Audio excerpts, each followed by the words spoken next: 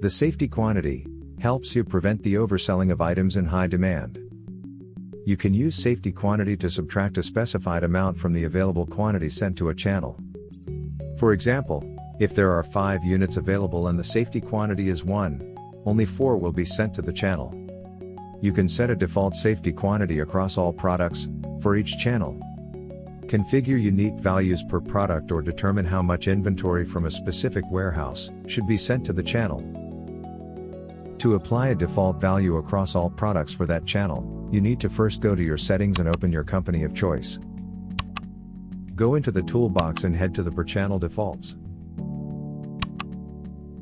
Enable the Safety Qty Use Default checkboxes for your desired channels, and click the Channel Enabled box. Note that any products created before enabling the above settings will have to be manually updated. All products created after you've enabled these settings will have their default values applied automatically. The next step will be to specify your default safety quantity.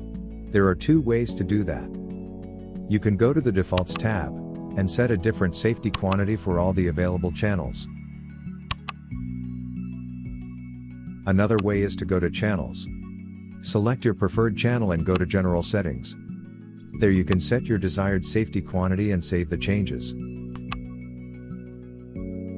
You can set safety quantities on products individually or in bulk. To set safety quantity for an individual product, go into your catalog and open your desired product.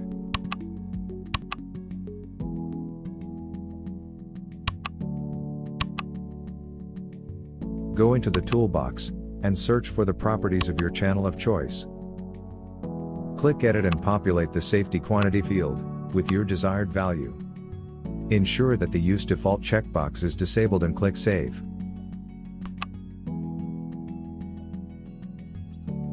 To set safety quantity for a couple of products in bulk, you need to go back to Catalog.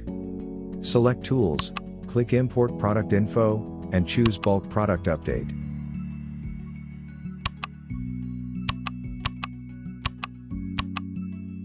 Add the safety quantity and the Safety Qty Use Default columns to your file and generate your template.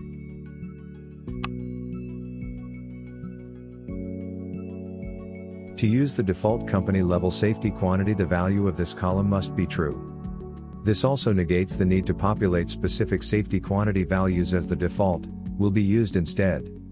To use a different safety quantity than the default one, the value of this column must be false, and a new safety quantity must be specified. Populate the fields and import the file back to Sellercloud. On the Channels page, there are 2 safety quantity settings, one for regular products, and one for replenishable products.